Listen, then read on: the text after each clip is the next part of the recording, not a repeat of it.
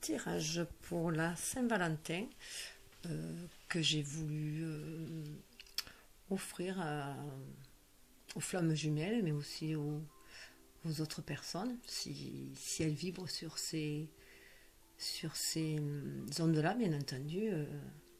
Ça peut très bien être aussi pour d'autres personnes, du moins que c'est de l'amour inconditionnel. Voilà.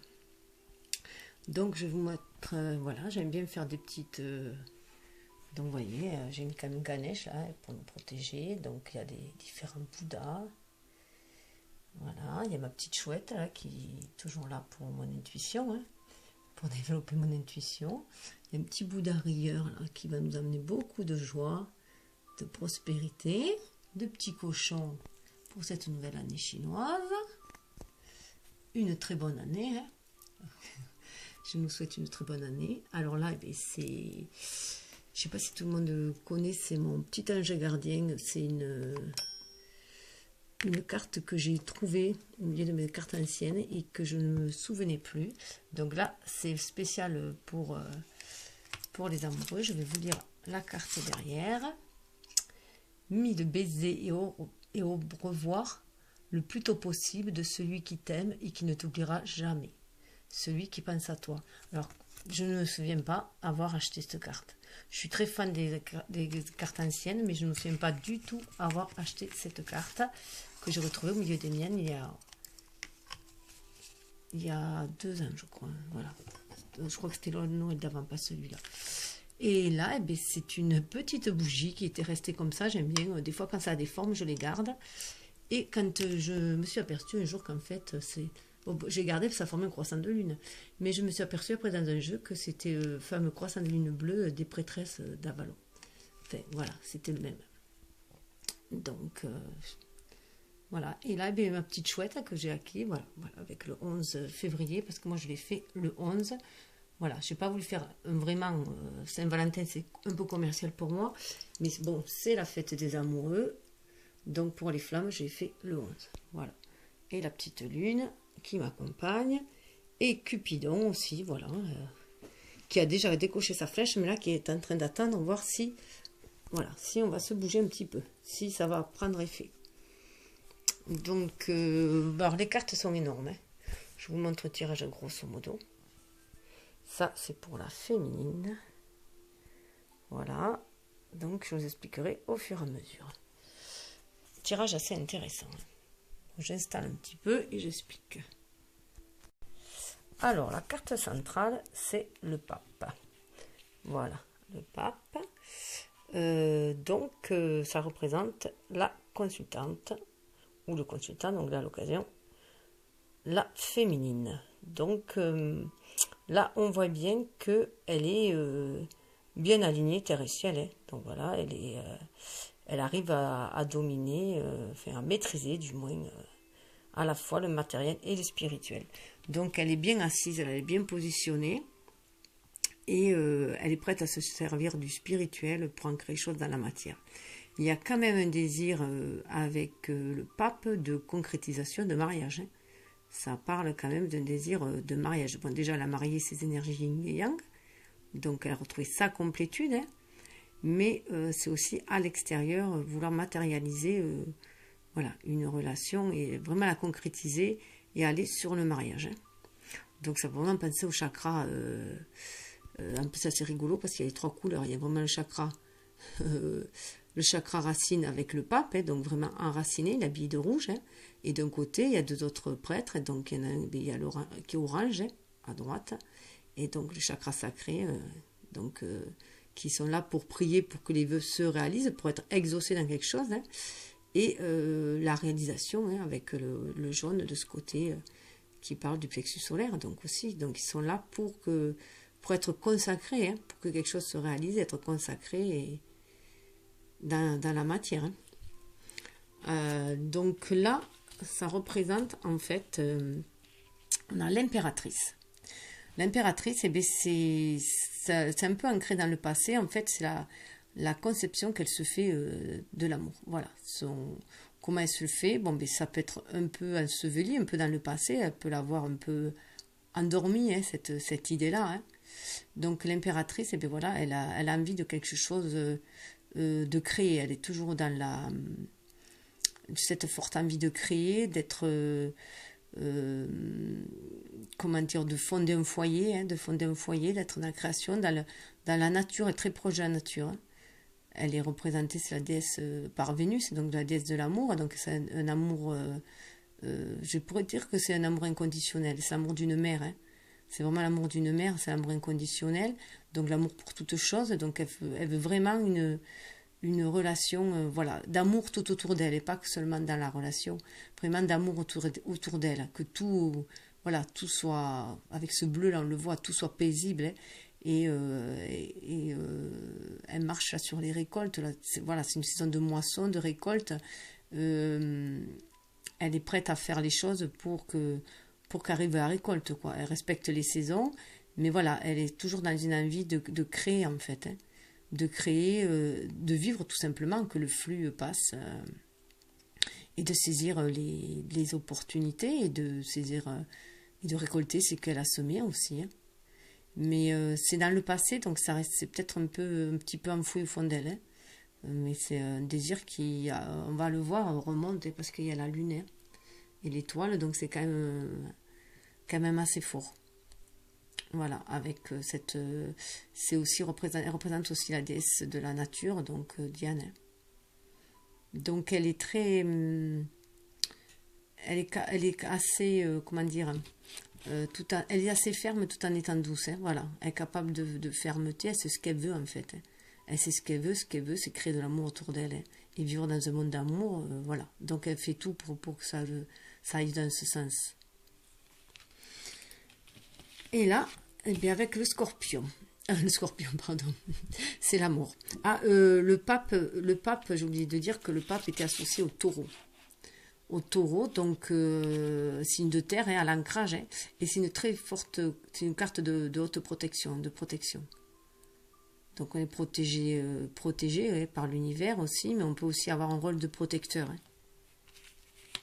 Ce qui va bien aussi avec le rôle de la mère, voilà, mère assez qui est de nature protectrice aussi, hein. Notamment protectrice de sa vraie nature, hein, mais aussi protectrice de la nature et des enfants.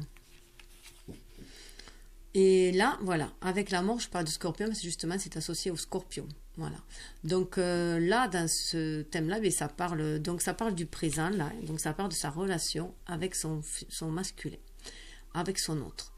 Donc là, je dirais déjà que tout simplement, il faut qu'il y ait des choses qui soient nettoyées. Il y a un grand nettoyage à faire pour aller de l'avant. Donc il faut nettoyer tout ce qui a été détruit, abîmé, tout ce qui ne sert plus, pour aller vers un renouveau. On le voit avec l'enfant, hein. Et il y a aussi un couple, hein. Donc un couple et un enfant, donc c'est vraiment aller vers un renouveau avec beaucoup plus de sagesse aussi. On voit que c'est un vieux sage, hein. Et pour pouvoir aussi ancrer les choses, ce désir dans la matière, là on voit qu'il y a du rouge dans son... Elle a un drapé rouge, elle a un drapé aussi qui est orange et jaune, hein. Donc il y a ce désir de créativité, hein. Mais il faut se débarrasser déjà de tout ce qui est faire le deuil aussi. Elle a un billet noir en dessous aussi, c'est aussi faire le deuil de ce qui a besoin d'être fait, qui a besoin d'être nettoyé, hein, aussi, et pour pouvoir créer ensuite, hein, pour pouvoir les créer ensuite.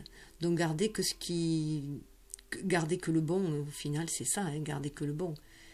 C'est aussi transmuter en fait ça peut être aussi transmuter certains défauts en qualité, hein, donc si on s'agit, donc on est moins dans l'excès, on est un peu plus dans la tempérance, et du coup ça en fait des qualités, et la tempérance c'est la qualité, parce que une qualité trop exacerbée aussi, voilà, comme j'ai toujours dit, hein, peut devenir un défaut, hein.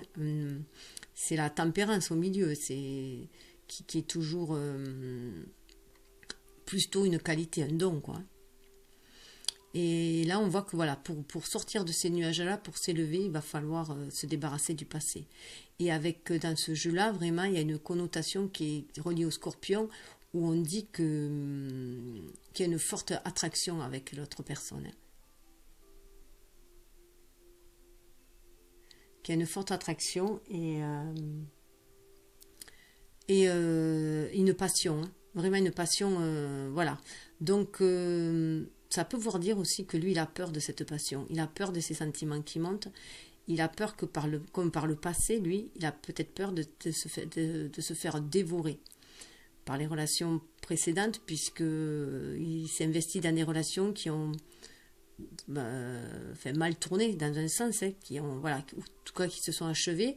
Donc il a peut-être eu des relations trop passionnelles qui ont, du coup, il s'est brûlé les ailes. Et donc là, peut-être qu'il a aussi, du coup, une peur, voilà, de cette passion-là. Mais c'est attractif, hein. C'est très, très attractif. Il y a un magnétisme, voilà, comme il peut y avoir le magnétisme, de toute façon, chez les flammes jumelles, hein. Donc le magnétisme est très, très fort. Et il y a aussi, comme c'est relié au Scorpion, il y a quand même une énergie sexuelle qui monte, hein. Donc il a vraiment voilà, une envie de quand même de passer à l'acte, si je peux dire. Voilà. Ça, en tout cas, au fond de lui, ça monte, mais bon, je pense qu'il est en proie à des... Voilà. Et il faut qu'il maîtrise peut-être ses pulsions. Donc là, c'est la relation. La féminine sent aussi cette énergie qui monte, hein. Aussi, elle le sent aussi. Mais là, c'est vrai que la carte représente le partenaire, la relation, le partenaire. Mais elle sent aussi cette énergie, cette passion qui les attire. Et pour... ah oui, la première chose qui m'est venue à l'idée, c'est que quand j'ai vu que c'était la mort, que ça parlait du Scorpion, de la passion, et de ce côté, l'impératrice, qui fait parler de naissance, puisqu'elle est, elle est enceinte, ouais, toujours en vouloir créer, c'était la relation, c'est à la vie, à la mort. C'est vraiment la première chose qui m'est venue en tête, c'est à la vie, à la mort. Donc c'est vraiment une relation très très forte. En plus, moi, ça me parle d'autant plus que moi, je suis Scorpion, voilà. Je suis du signe du Scorpion et j'ai un signe de... Je suis ascendant Vierge, donc je suis un signe de terre, comme le pape. Et que lui, d'ailleurs, est au signe de terre, puisqu'il est Capricorne. Voilà. Donc, ça parle, c'est assez parlant. Donc, là, en plus, après, c'est pour l'évolution probable. Donc, dans l'évolution probable, il y a l'étoile. Dans l'évolution probable, il y a une réalisation du vœu qui est possible. C'est le Verseau qui est... donc, il va falloir s'ouvrir à la communication, hein, que ce soit la communication spirituelle pour être guidé par l'étoile, guidé par l'univers. Il y a 8 étoiles, hein. C'est l'univers, 8, hein. Et voilà, et être inspiré, hein, du coup, mais surtout inspiré à communiquer aussi, hein, à dire ce que l'on a sur le cœur, à communiquer, à déjà formuler ses désirs, ses rêves, déjà ne serait-ce qu'à l'univers, pour pouvoir les exaucer, mais aussi avoir une communication fluide avec son autre aussi, hein. Donc il va peut-être falloir passer au lever des secrets avec la lune, hein, de lever les secrets et de se dévoiler un petit peu plus, comme là, hein, de se mettre à nu aussi, et d'être clair, de toute façon, déjà d'être clair avec soi-même, est-ce que l'on désire vraiment, est-ce qu'on désire vraiment concrétiser ce lien par une relation charnelle, une relation amoureuse, ou préfère-t-on pour l'instant continuer à rester sur une relation spirituelle platonique, hein.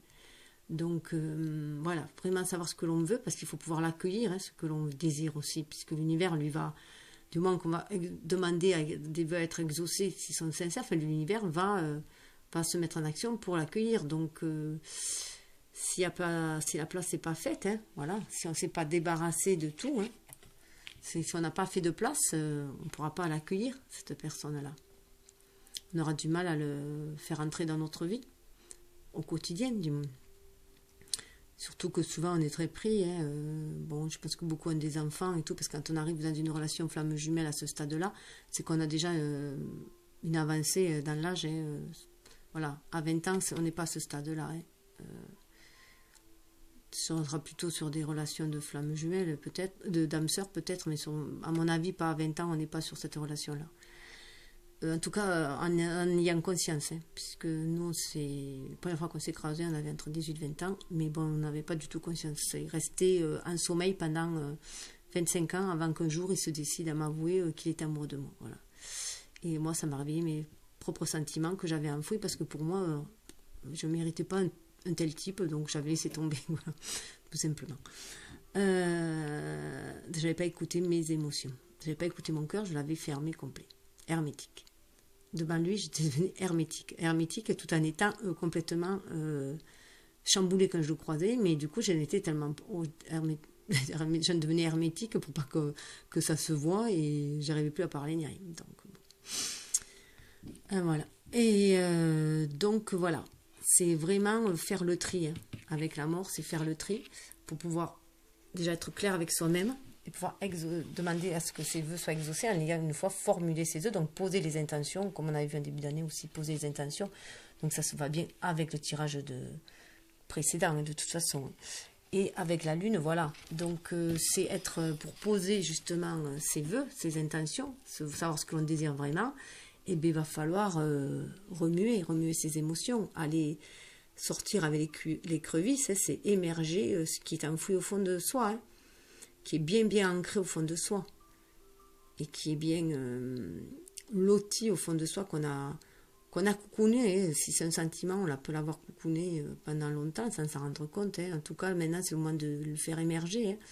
Il y a les chiens qui peuvent parler aussi de fidélité et d'avoir surtout confiance. Hein, parce que c'est un rapport avec ce que je ne savais pas. La lune, c'est aussi un rapport avec la morale.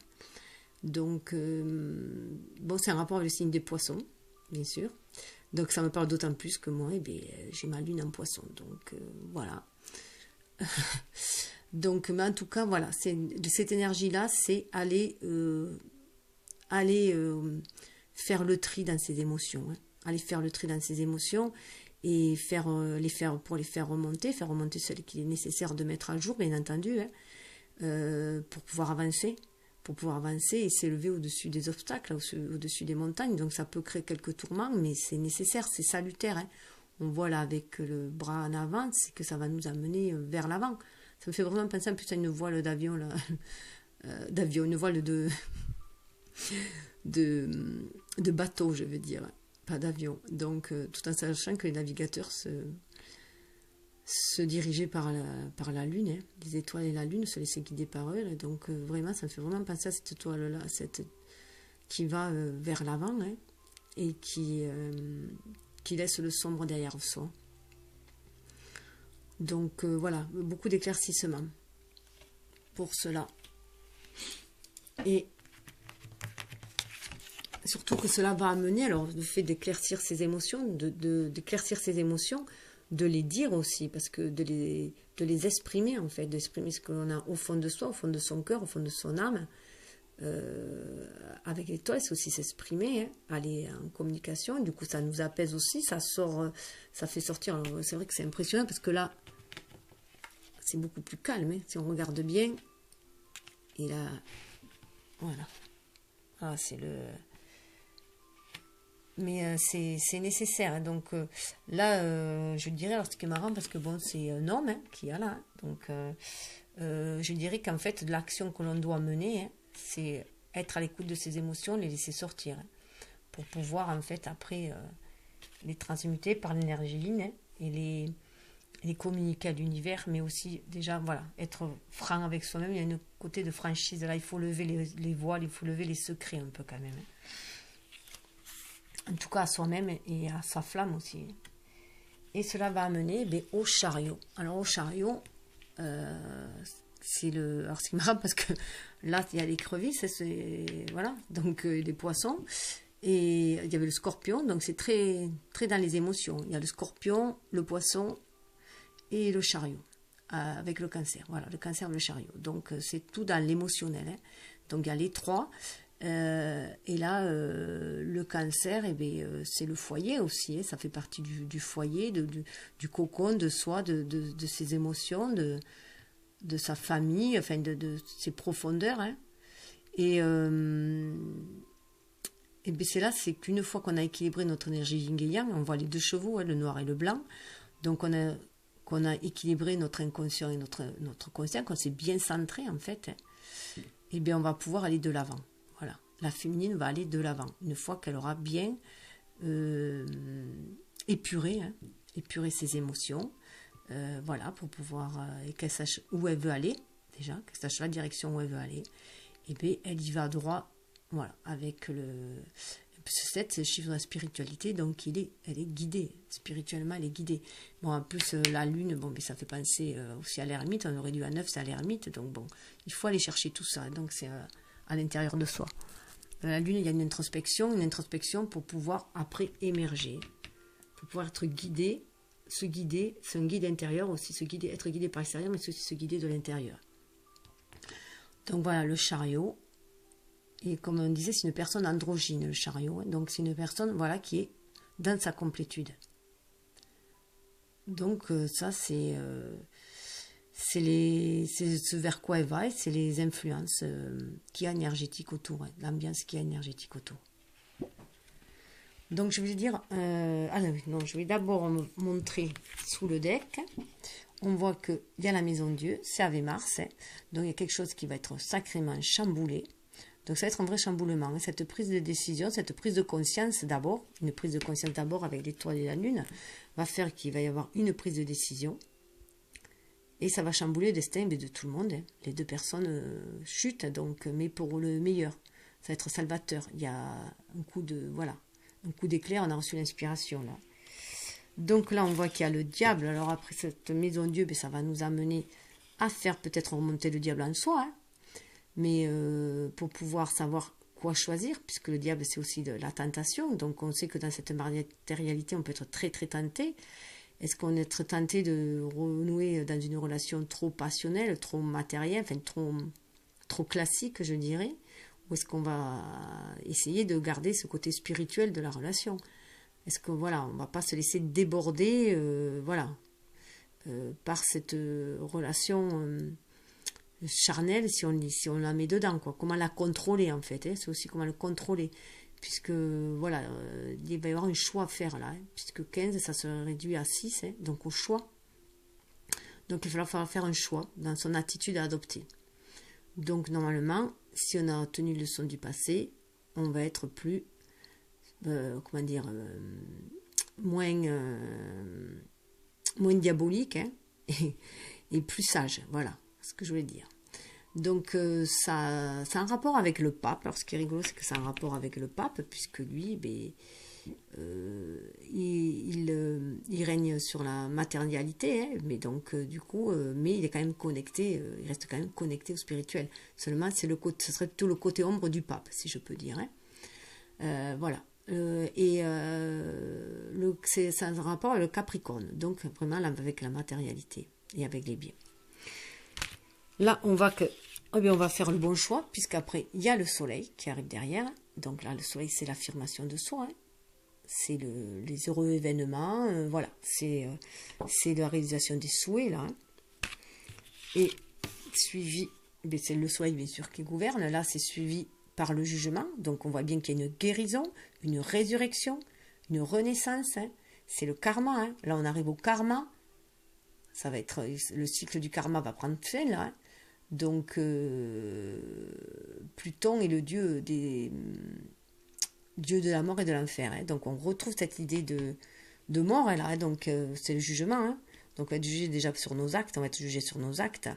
Mais si on agit avec sagesse, on va pouvoir se relever, comme on voit le personne pouvoir se relever et avancer vers le renouveau avec les enfants. En plus, on voit deux jumeaux. Hein. Donc, voilà.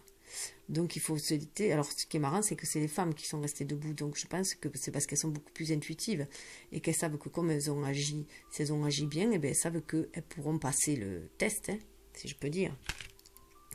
En tout cas, ça va amener vers l'empereur, hein, donc ça peut amener la féminine vers son homme, donc l'impératrice, hein, vers son empereur, donc elle qui avait un désir de créer, de foyer, elle va vers lui, hein.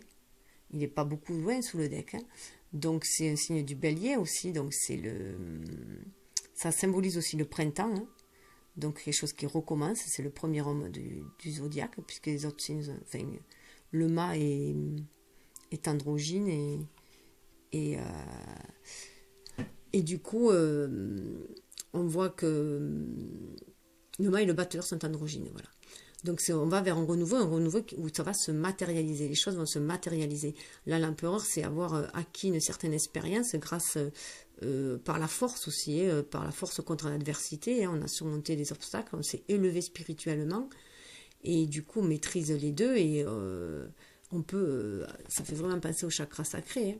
On peut réaliser ces choses dans la matière, avec parfois peut-être un peu trop de fermeté, mais en tout cas, voilà, c'est tenir cette position. Hein. Et ce qui amène avec l'empereur aux amoureux. Donc ça amène aux amoureux. Donc le choix là a été fait vu le cheminement. Voilà, on a laissé le diable de côté hein, et on s'est stabilisé. On va aller vers une idylle, vers une idylle, vers son amoureux, on va aller hein, tout simplement, et vers une union. Hein. Une union, Cupidon, là il va être content. Et surtout qu'après, donc c'est les Gémeaux hein, bien sûr le signe. Donc un signe d'air, donc c'est aussi après avoir communiqué hein, clairement là, après avoir dit ses sentiments, communiqué clairement, on va là. Hein. Et ce qui va amener la tempérance. Alors la tempérance, eh bien, on voit bien les ailes noires et le corps blanc, hein, c'est les énergies yin et yang qui sont harmonisées, qui sont en équilibre, le masculin et le féminin aussi. Hein. On vole au-dessus des émotions, on marche sur l'eau là, hein, donc ça a beau être trouble, ben on marche quand même. Il y a le soleil qui est au zénith qui va se lever, qui va sortir, qui va éclairer tout ce brouillard. Hein, et ça parle d'esprit élevé hein, et de conscience universelle. Donc on reprend sa place au milieu de l'univers là aussi avec la tempérance. Hein. Donc en plus ce qui est marrant c'est que ça fait 14, ça fait 5, hein, donc on retrouve l'empereur là. Hein. On retrouve l'empereur. Et c'est le signe de Sagittaire. Le Sagittaire qui est un signe de feu. Qui est un signe de feu, donc comme le Bélier d'ailleurs, hein, qui est signe de feu là. Et donc d'action, hein, signe d'action. Et le Bélier, le Sagittaire, en plus, il est mi-homme, mi-animal, donc en tant qu'homme, il peut s'élever son esprit hein, en faisant appel à son côté spirituel et donc sur son intuition et il peut aussi sur ses instincts. Hein. Donc du coup, il peut s'équilibrer. Voilà. 14 à tempérance. Alors, pour que ça parle un peu plus à tous, voilà, je vais le mettre là. Je vais vous dire ce qui est noté sur le livre, d'ailleurs que je n'ai pas présenté. Le tarot que je n'ai pas présenté. Voilà, le tarot de l'amour. Voilà. Alors, pardon, c'est pas celle-là la première. Donc déjà, je me mélange les pinceaux. Hop. Alors, la première, c'est celle-là. Hop là, le pape. Pour la féminine. Alors, vous êtes à la recherche d'une forme d'initiation, ce qui pourrait modifier votre vie. Dans la mesure où le pape est lié à la religion et à l'éducation, il y a l'idée d'enseignement et d'études. Vous voulez étendre vos connaissances ou en faire profiter les autres. Vous ressentez le besoin de bien organiser votre vie. Régularité, ordre et sécurité vous sont nécessaires car ils rythment vos journées. Pourtant, vous changerez vos habitudes, vous vous lancerez dans une grande remise en ordre. Cette lame concerne également vos désirs et vos dons. Comment utilisez vos dons? Utilisez-vous vos dons? Comment dépensez-vous votre argent, votre temps? Le pape vous aidera à faire le point sur tout ce que vous avez et à bien vous organiser. Peut-être recherchez-vous des indices dans votre enfance. Ça refait penser à la lune. Hein, qui vous permettront de mieux comprendre certains aspects de votre vie actuelle. Peut-être aussi ressentirez-vous le besoin d'assumer des responsabilités en adulte. Il y a aussi l'idée de vouloir créer. Hein, avec l'impératrice. Cela vous conduira à aborder le sujet du mariage. Voilà. La tempérance parle de mariage aussi d'ailleurs. Puisqu'on marie ces dualités, ça parle de mariage. Que vous ayez ou non un partenaire, que vous ayez ou non des relations hétérosexuelles, la stabilité vous est nécessaire. Votre vie est basée sur l'ordre et vous rejetez toute forme d'anarchie. Donc là, en fait, la féminine, elle a besoin de stabilité et de stabilité affective. Voilà, pour elle, elle se sent déstabilisée puisque si elle avait réussi à avoir une stabilité tout autour dans ses relations, que ce soit professionnelle, financière, sociale et tout, et qu'en amour, eh bien, elle peut pas elle ne peut pas avoir de relation amoureuse ordinaire, si je peux dire, dans cette matérialité-là, eh bien, elle se sent, voilà, elle n'est pas équilibrée. Automatiquement, elle sent un certain déséquilibre. Donc là, elle a envie d'y remédier, elle a envie de stabiliser. C'est pour ça qu'elle a envie, quand cette carte symbolise un mariage, mais elle a surtout envie d'une union, d'une vraie union, en fait. Voilà, d'une union dans la matière. Enfin, je le vois comme ça, moi.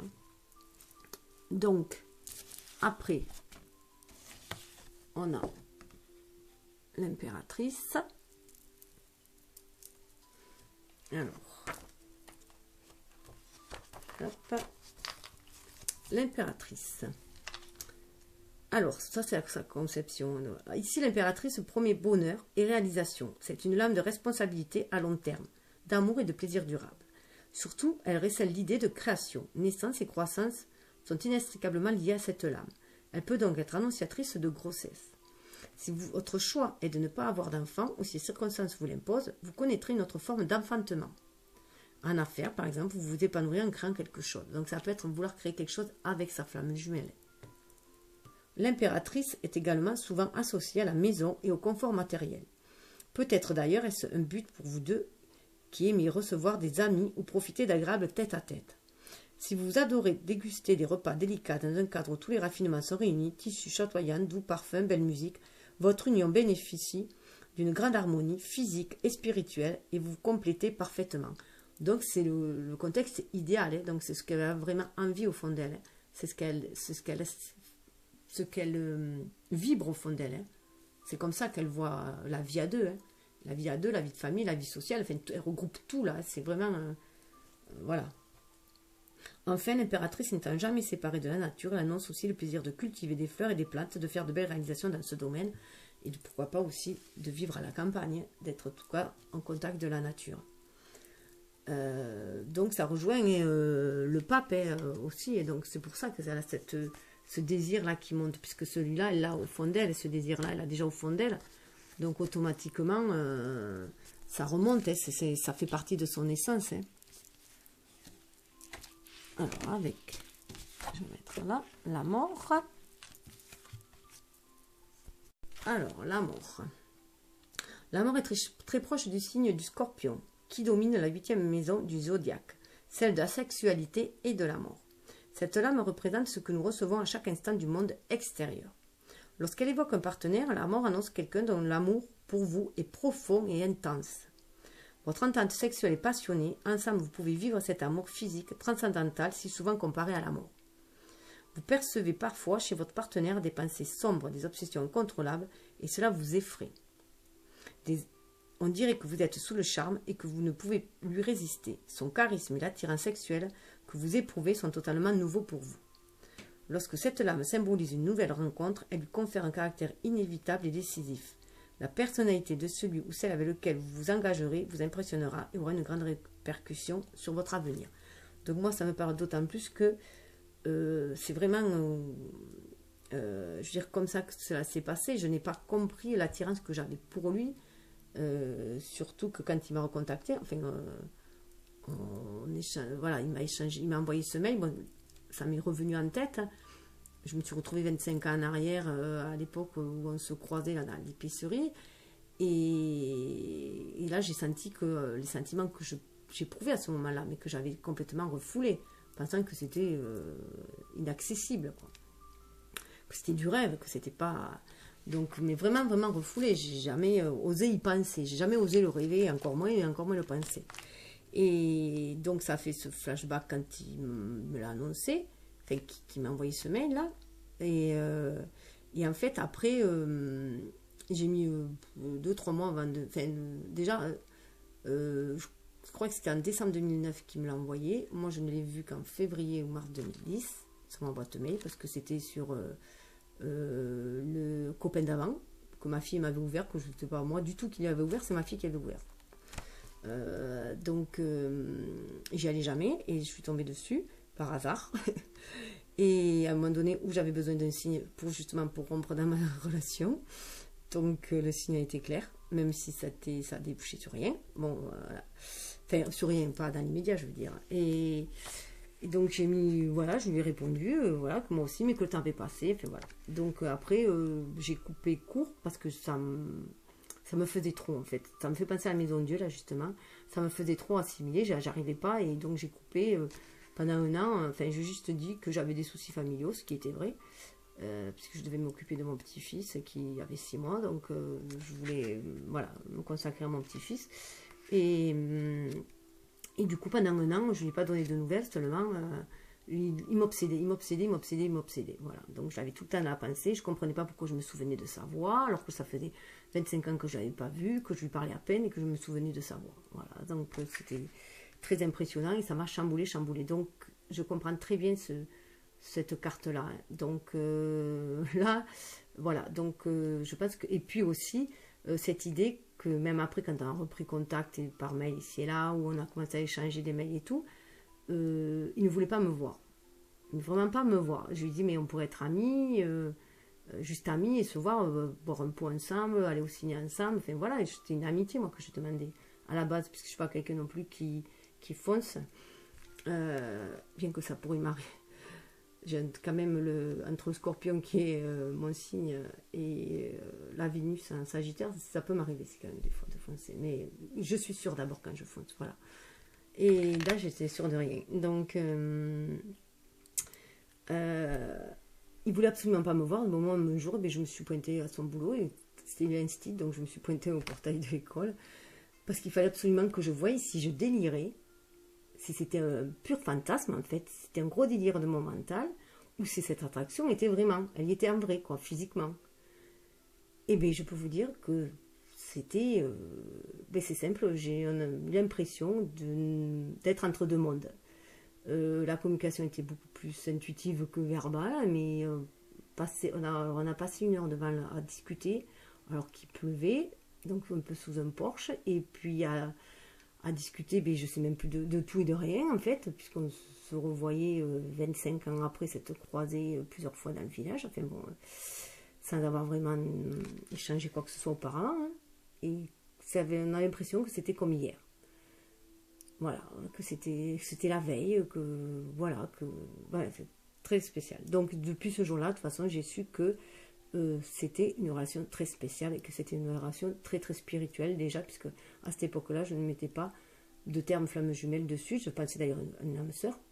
Et c'est en faisant des recherches que j'ai vu que c'était une flamme jumelle. Mais ça fait 9 ans, voilà, qu'il m'avait envoyé ce mail. Donc peut-être pour ça, on entame la 9e année, peut-être qu'on arrive à la gestation nous aussi. Hein. Voilà, bon, petit aparté. Tout cela pour vous expliquer qu'il faut écouter vos sentiments, il faut écouter votre cœur, il faut écouter vos émotions, voilà. Et que des fois, quand ça nous obstine et tout, c'est qu'il y a quelque chose derrière. Bon, je continue. Je ne parle plus de moi, je continue.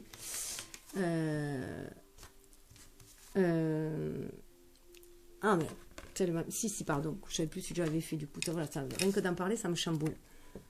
J'étais avec lui là. J'étais déjà. En fait, chaque fois que je pense à ce moment, j'y suis.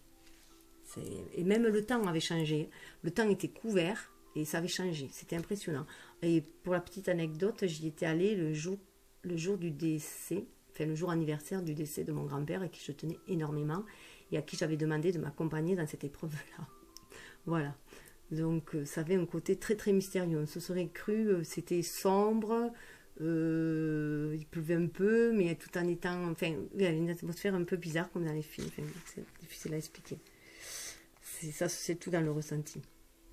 Mais en tout cas, quand je l'ai vu, autant il avait changé hyper physiquement, il s'était hyper assombri, il était, vous voyez, qu'il était devenu très très dur et tout. Autant moi, dans ses yeux, j'ai vu le jeune homme que je connaissais 25 ans avant et qui était pétillant, voilà. Enfin, pétillant intérieurement, puisqu'on ne se parlait pas, et qui était très très timide d'ailleurs, donc voilà. Mais c'était, en fait, c'est ça, c'est de là où on voit que c'est de âme à âme, en fait. Hein. Mais sur le moment, quand on a 18-20 ans, on ne comprend pas ça.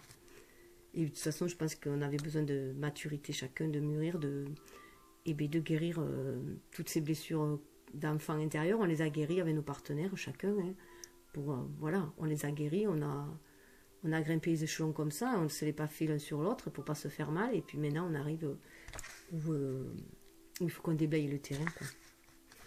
Bon, je vais pas arriver à tout faire tellement je parle. L'étoile. Le don. Vous êtes une source d'inspiration pour les autres. Si la vie a manqué de charme jusque-là, elle est sur le point de devenir aussi brillante que le sont les étoiles dans le ciel. Si vous avez besoin d'aide, vous pouvez vous attendre à ce qu'elle vous arrive très prochainement, mais certainement pas d'où vous l'attendiez. Voilà. Et la lune.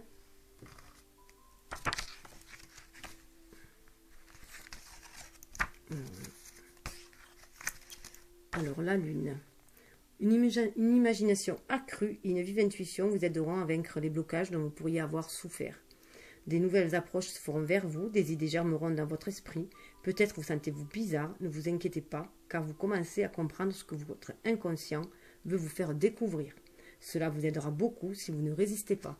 Donc on le voit là avec l'étoile que les choses vont arriver et qu'il faut libérer. Il faut se libérer des blocages de la vie passée, des blocages des blessures et surtout libérer nos émotions.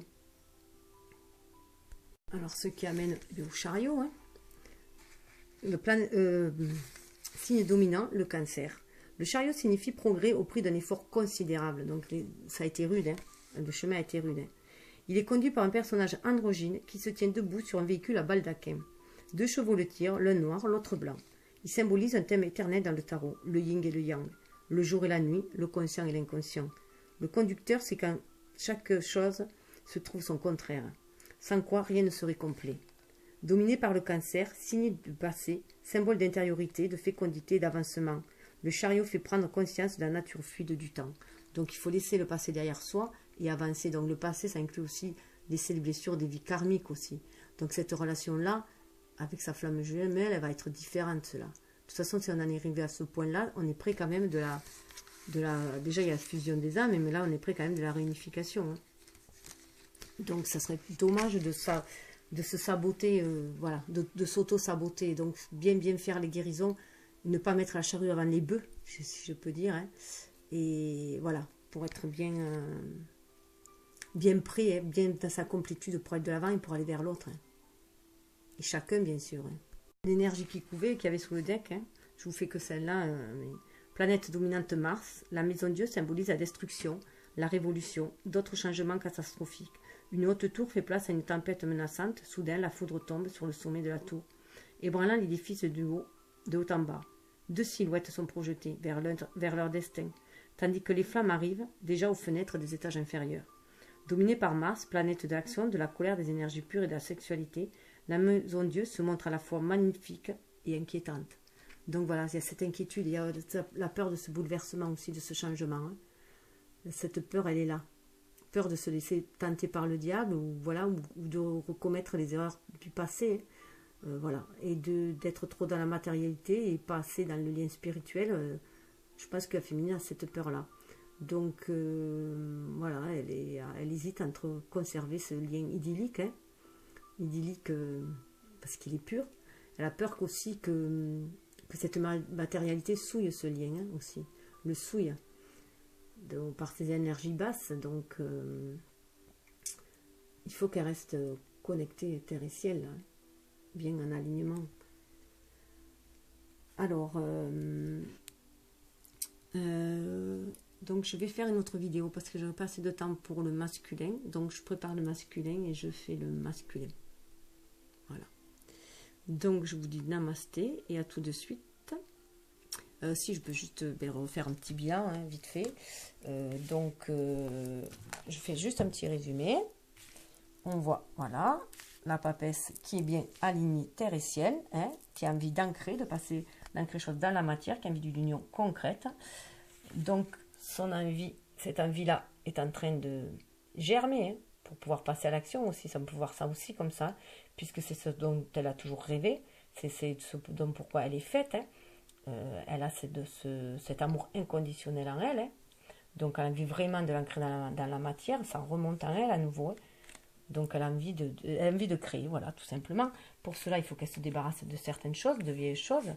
Il faut qu'elle se débarrasse aussi des énergies, je dirais, toxiques, des vies karmiques qui sont liées à leur relation de flamme jumelle aussi avec son jumeau. Ne plus sentir le mal qu'il a pu lui faire dans le passé, tout ce qu'elle a fait, puisque c'est pas au partenaire, donc je dis le mal qu'il lui a fait, mais c'est surtout le mal qu'ils se sont fait à tous les deux, hein, tous les deux. Donc voilà, se sortir de ce sentiment d'abandon, de trahison, voilà, couper avec ces blessures-là. Donc là, on peut demander à l'archange Michael et d'aider aussi, de couper avec ces énergies toxiques des vies antérieures, hein, puisque et pardonner à ceux qui nous ont blessés aussi dans cette vie actuelle, hein, pour aller vers une relation beaucoup plus saine. Et voir cette libération, cette mort, voilà, qui amène à une renaissance. Hein. Donc là, on avait vraiment envie. On a vraiment envie d'accoucher de quelque chose. Hein, là, on avait vraiment envie de concrétiser. Donc là, là c'est le lien. Il faut accepter le deuil des choses. Il faut accepter le deuil. Il faut accepter le deuil. Il faut accepter de pardonner aussi. Puisque c'est un lien pur, une énergie pure, fait de se rendre inconditionnel. Donc il faut absolument pardonner. Se pardonner à soi comme pardonner aux autres. Il faut vraiment être dans la bienveillance. Donc là, les espoirs peuvent se réaliser, les vœux peuvent se réaliser.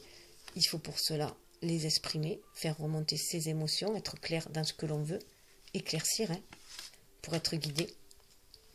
Et ça nous amène avec le chariot, voilà, ça nous amène vers notre destinée. Déjà, fait de notre complétude, on va vers notre destinée. Voilà. Et après un dur labeur, mais on y va. Ça crée de gros chamboulements. Ça crée de gros chamboulements. Hein.